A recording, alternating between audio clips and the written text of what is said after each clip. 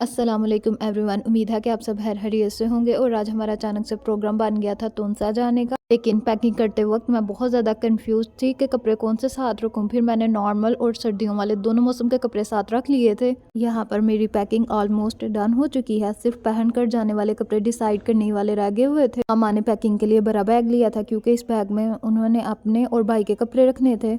मामा ने भी अपनी पैकिंग कंप्लीट कर ली थी। फिर मैंने उन्हें दुकान में से कुछ चीज़ें लाने के लिए भेजा क्योंकि सफ़र बहुत लंबा था, कम से कम हमें 9 घंटे लगने थे सियालकोट से तोनसा जाने के लिए। अब हमारे पास टाइम बहुत कम रह गया था, इसलिए मैंने जल्दी से कपड़े वगैरह प्रेस करने शुरू किए। मैंने पहले अपने कपड़े प्रेस किए, फिर मैंने मामा के किए और हम लोगों ने सर्दियों वाले कपड़े प्रेस किए थे क्योंकि हमने शावर लिया हुआ था और रात का टाइम था और रात को वैसे भी मौसम बहुत ठंडा हो जाता है, इसलिए हम सर्दियों वाले ही पहन के गए थे। और तुनसा में हम भाई के पास जा रहे हैं। उन्होंने भी बताया था कि तुनसा में बारिश हुई है जिसकी वजह से मौसम बहुत ठंडा हो गया हुआ है, इसलिए आप अपने सर्दियों वाले कपड़े ही साथ लाना। कपड़े वगैरह जब प्रेस करके मैं फारिग हो गई तो फिर मैंने अपने साथ कुछ स्किन केयर और मेकअप की चीज़ें साथ रखी और फिर मैंने पहन कर जाने के लिए शूज़ की बजाय ये कम्फ़ी की सैंडल चूज़ की थी क्योंकि कम्फ़ी के जूते मेडिकेटेड होते हैं, इसमें पाँव थकते नहीं हैं।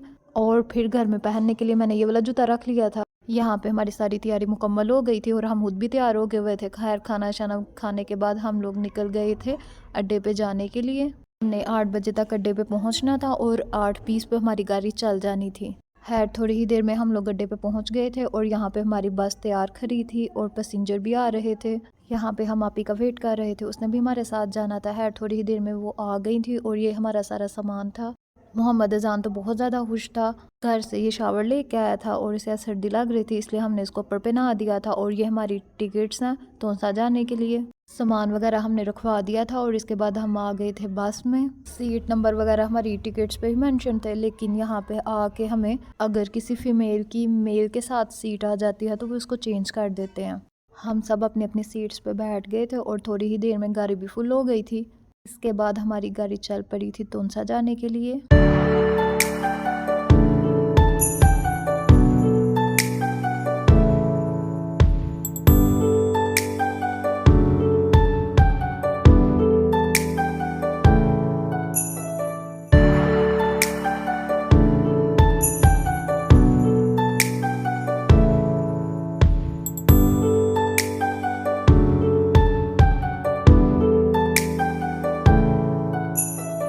रास्ते में स्मोक बहुत ज़्यादा थी। गाड़ी जब शहरों के अंदरून में से गुजरती थी तब इतनी स्मोक फील नहीं थी होती, लेकिन जब बाहर वाले रास्तों से गुजरती थी तब स्मोक की वजह से कुछ नज़र ही नहीं था आता। और स्मोक की वजह से हम लोग 4 घंटे लेट पहुंचे थे तोनसा में और 9 बजे के करीब स्मोक ख़त्म हुई थी, लेकिन मुझे स्मोक के साथ साथ फोग भी फील हो रही थी। और अब हम यहाँ पहुँच गए थे तोनसा के अड्डे पे।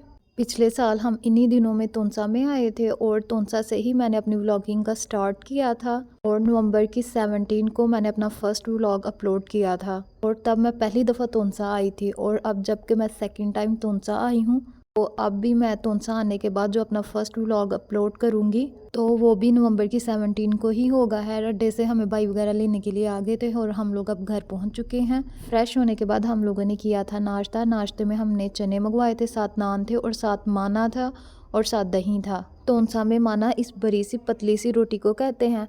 और नाश्ता वगैरह करके फिर हम सो गए थे। इसके साथ ही होता है आज के हमारे व्लॉग का एंड। आप हमारी वीडियो को लाइक करें, हमारे चैनल को सब्सक्राइब करें, हमें अपनी दुआओं में याद रखें। फ़ी अमान अल्लाह।